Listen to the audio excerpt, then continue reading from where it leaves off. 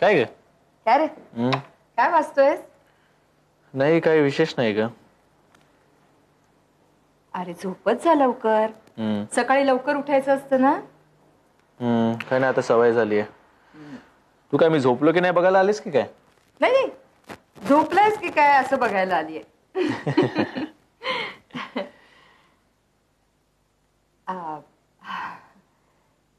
निशांत,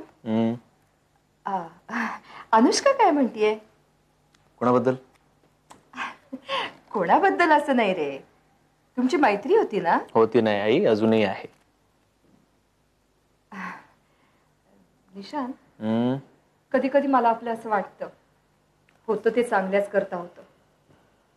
म्हणजे तुझं आणि रेश्माचं लग्न मोडलं ना, बरंच झालं. खरं म्हणजे ते फक्त तुझ्या बाबांच्या मनात होतं. मला पसंतच नव्हती. जाऊ दे नाही, मी आता विसरलोय ते सगळं. निशांत, मी काय म्हणते, तू अनुष्काला का नाही विचारून बघत?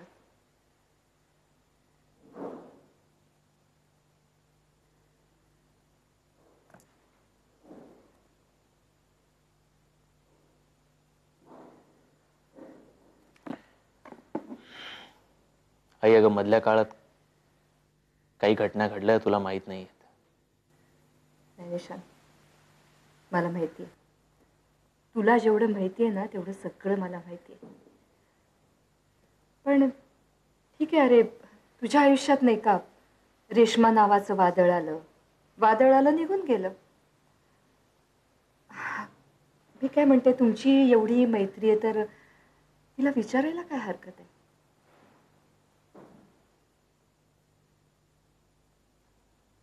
पण आई, बाबांना रेश्माऐवजी अनु सून म्हणून चालेल? निशा, प्रथम ती तुझी बायको होणार आहे आणि मग आमची सून.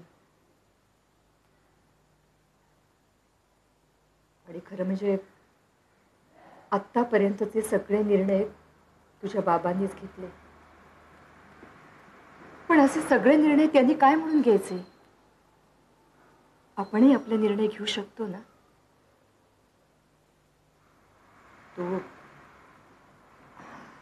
तू अनुष्काला विचारून बघ. अर्थात आता तिची तयारी असली तरच. तू एकदा तिला विचार, मग मी बघते काय करायचं ते.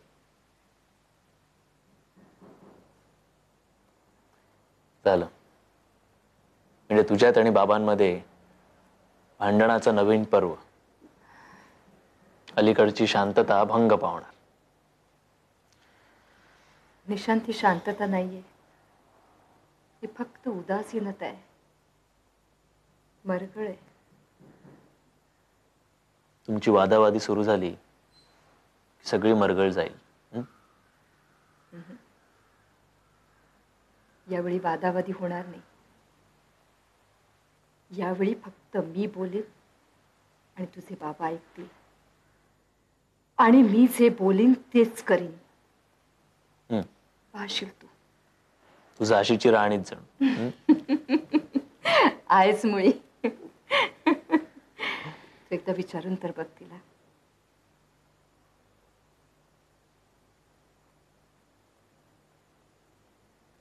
पण आई, म्हणजे मी विचारेन तिला, पण ती नाही म्हणाली तर?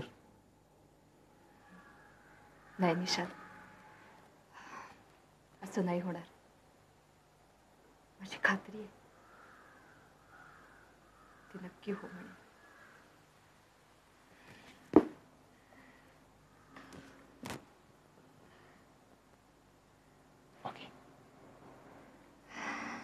निशांत, खरं सांगू,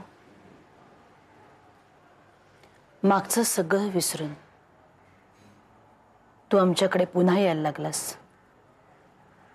विशेषतः अनुला भेटायला खूप बरं वाटतंय मला. मॅम, माझ्या आणि अनुच्या बाबत एका गोष्टीत फार विलक्षण साम्य आहे. तुम्हाला कल्पना आहे त्याची? नाही. आम्हाला दोघांनाही एक खूप चांगली आई मिळाली आहे. काय हो, आपण निशांत महाजनचे निशांत गोडबोले कधी झालात? काय मॅम, आम्हा पुरुषांमध्ये लग्न आधीच नाव बदलतात. म्हणजे नंतर नाव ठेवायला जागा नको. पण निशांत, तुला जे तुझ्या आईबद्दल वाटतं तसंच अनुलाही माझ्याबद्दल वाटतं की नाही, याबद्दल मला शंका आहे. एक सांगू मॅम, तुमची ही शंका प्लीज अनुला कळू देऊ नका. तिला खूप वाईट वाटेल. कारण मॅम, मी तिचा कितीही चांगला मित्र असलो तरी तुमच्या इतकी चांगली मैत्रीण तिला मिळूच शकत नाही. म्हणूनच म्हणते निशांत, पोटची पोरगी दुरावण्यापेक्षा चिवश्य कंठस्थ मैत्रीण दुरावली गेली ना, तर त्याचं दुःख नाही सहन करता येत. अहो, पण तसं काही नाही आहे. आणि काही कारणास्तव तसं झालं असल्यास मी तुमच्या बाजूने, कारण ती आपली दोघांची खूप चांगली मैत्रीण आहे.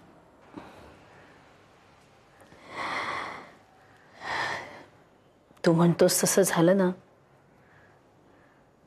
तर तुझ्या तोंडात साखर पडो बाबा. निशांत, तू आईशी बोलणार होतास अनुबद्दल? मी बोललो आईशी, आणि तिची कशालाच ना नाही. एकाच प्रवाहात वाहणाऱ्या दोन नावा क्षणभरापुरत्या भरकटल्या होत्या, असं म्हणाली ती. खरंय त्यांचं म्हणणं. निशांत, तुमच्या दोघांच्याही वैयक्तिक जीवनात जे काही घडलं ते सारं विसरून तुम्ही पुन्हा एकमेकांना धीर द्यायचा ठरवलात. ह्याच्यापेक्षा अधिक चांगलं काय घडू शकतं?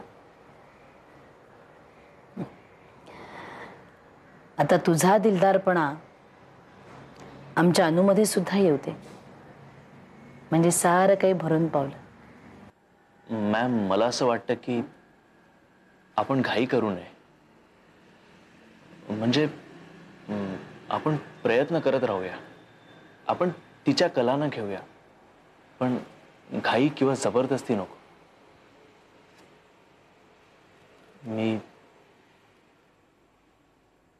मी वाट पाहायला तयार आहे मॅम. मी तिच्या आयुष्यात परत येण्याच्या आनंदापेक्षाही मोहन तिच्या आयुष्यातून ज्या अनपेक्षितपणे गेलाय ते दुःख तिला विसरण्यात आपण सगळ्यांनीच तिची मदत करावी असं मला वाटतं मॅम. एक मित्र म्हणून मला त्यात जास्त समाधान आहे. येऊ मी? ये. येतो निशांत, मॅम. येत जा साधनामधनं. तुझ्याबरोबर बोलायला, गप्पा मारायला खूप आवडतं मला. खूप बरं वाटतं. Thank you ma'am. मी नक्की येईन. येऊ? ये. अच्छा.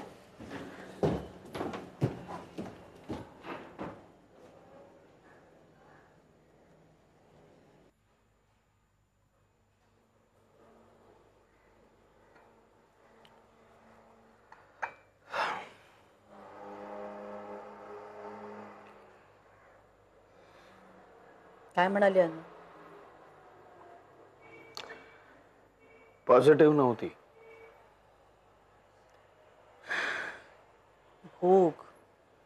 भोग सुद्धा उगाच जीवाचा त्रागा करून घेऊ नकोस. नाही, मी समजू शकतो तुझ्या भावना काय आहेत त्या. माझ्याही भावना त्याच आहेत. फक्त माझा अप्रोच वेगळा आहे. मी अजूनही वाट पाहायला तयार आहे. किती? 2 दिवस, 2 महिने. पण शरद, तू तिला हे सांगितलंस का की निशांत सारखा एवढा? सुधा, मी अनुला सांगायला हवा होता तो प्रत्येक मुद्दा समजावून सांगितलाय. पण तरीही ती तिच्याच निर्णयावर अडून बसली. हो. कठीण आहे. मला खूप काळजी वाटते हिची.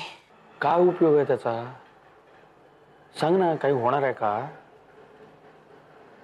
सुधा, आपलं वय वाढतंय, आपल्याला आपलीही काळजी घ्यावीच लागणार आहे. अरे पण तिचंही वय वाढतंय. आकांक्षा इतकी ती खंबीर नाहीये. हे बघ, मोहन गेला यात कुणाचाच दोष नाहीये. निशांत सारखा पैशापेक्षाही विचाराने श्रीमंत असलेला मुलगा तिच्या आयुष्यात येतोय आणि सुद्धा मी बोललो अनुशी, प्रत्येक मुद्दा समजावून सांगितला तिला. तिने वाद घातला माझ्याशी, म्हणजे माझे मुद्दे तिला पटले नाही तसं नाही, पण ती उत्तर द्यायला तयार नव्हती. हट्टी आहे.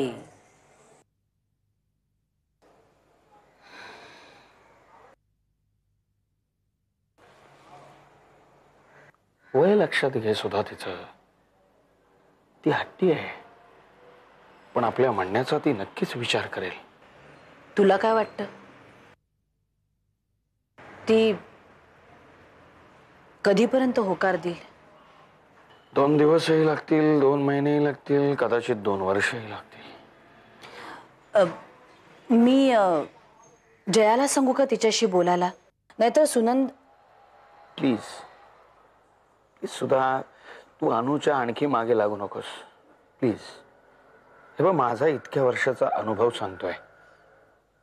एखादी व्यक्ती ज्यावेळी स्वतःची विचार करण्याची प्रक्रिया बदलते, त्यावेळी जर पुन्हा पुन्हा त्याच विषयावर आणून त्या व्यक्तीला छेडलं ना, तर ती व्यक्ती कधीही नवा विचार एक्सेप्ट करत नाही. त्या नव्या विचाराचा विरोध करते ती.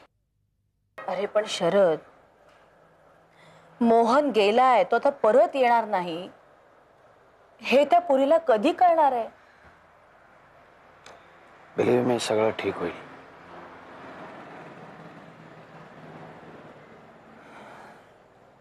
अहो शरद काका, मी काय चांगलं काम केलंय हे पटवून देण्यासाठी का तुम्ही जीवाचा आटापिटा करताय?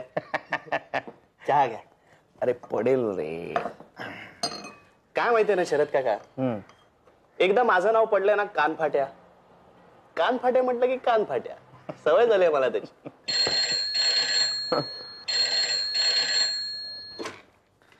हॅलो. हो हो, हा 1 मिनिट. हा शरद काका, तुमचा फोन. कोण? हॅलो. ओ या.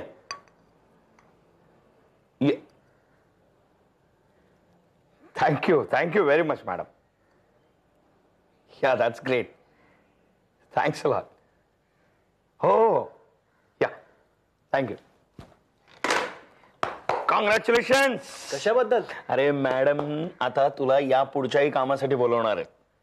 खरंच? येस. अरे, माझ्या पाया पडण्याआधी ज्यांनी तुझा पाया भक्कम केला त्यांना पाया पड.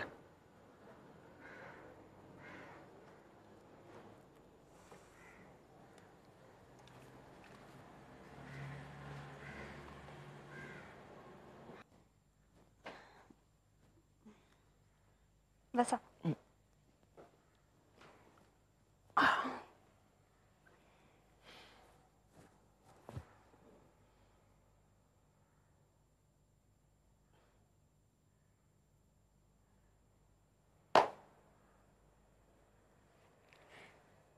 तुम्ही आज अचानक कसे आलात माझ्याकडे? तुला सरप्राईज देण्यासाठी. हे घे तुझं गिफ्ट. गिफ्ट? थँक्यू. काय आहे? पुस्तक. आईच्या मनाचा कानोसा.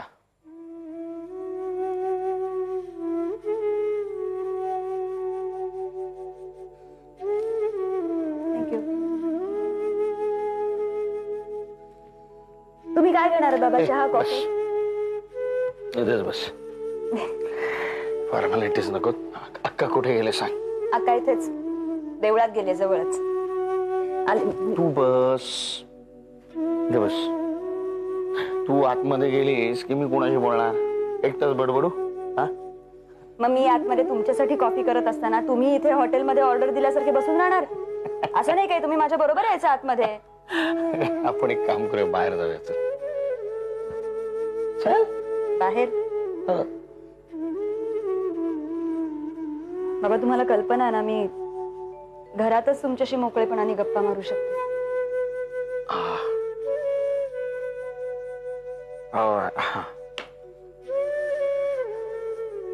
हो, मी असं ऐकलं की तू नोकरीच्या शोधात आहेस. हो. फ्रीलान्सरची मिजाज फार काळ परवडणार नाही मला बाबा.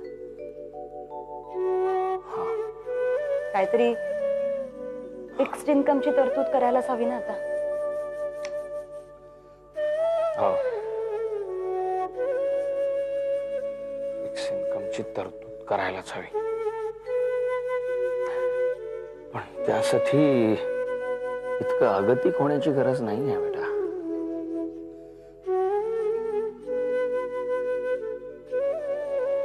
बाबा आमच्या पत्रकारितेत सुद्धा आता या .com कंपन्यांचं फॅड घुसलंय. आजची नोकरी, आजचा पगार उद्या मिळेलच याची काहीही गॅरंटी नसते. त्यामुळे जे पहिलं हातात येईल ते घेण्याशिवाय पर्यायच नाहीये होता. हो बेटा, हो. पण त्यासाठी मिळेल तिथे मिळेल त्या पगारात नोकरी करण्याची काहीही गरज नाही आहे बेटा.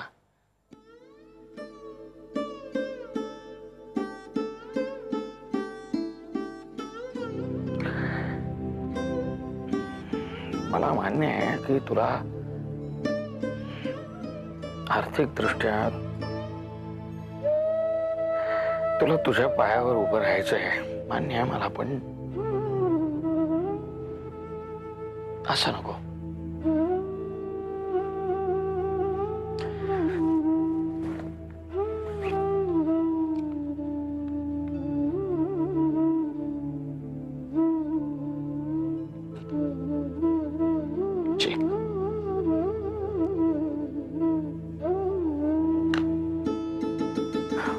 तेव्हा रक्कम तू टाकायचीस.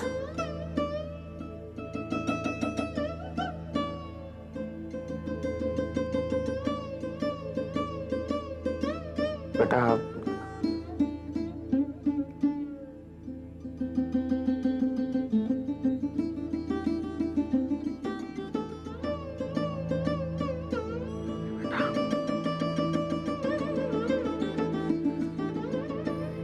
घरातून निघून जाण्याचा जितक्या खंबीरपणे तू निर्णय घेतलायस ना, तितक्याच खंबीरपणे तो तडीस न्यायलाच हवा.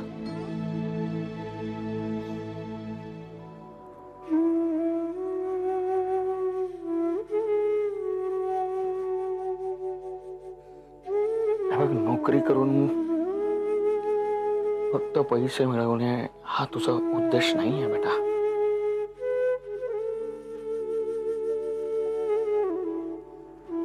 तुला या जीवाचा सुद्धा विचार करायचा आहे.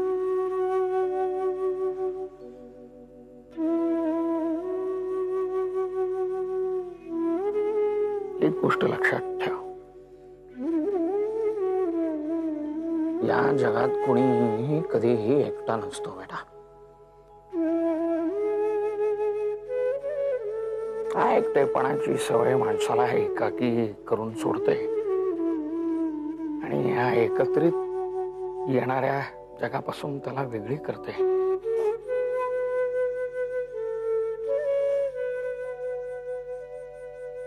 पण तू एका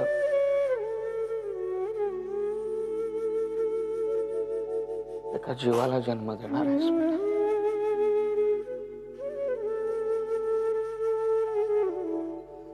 त्याला एकटं पाडू नकोस.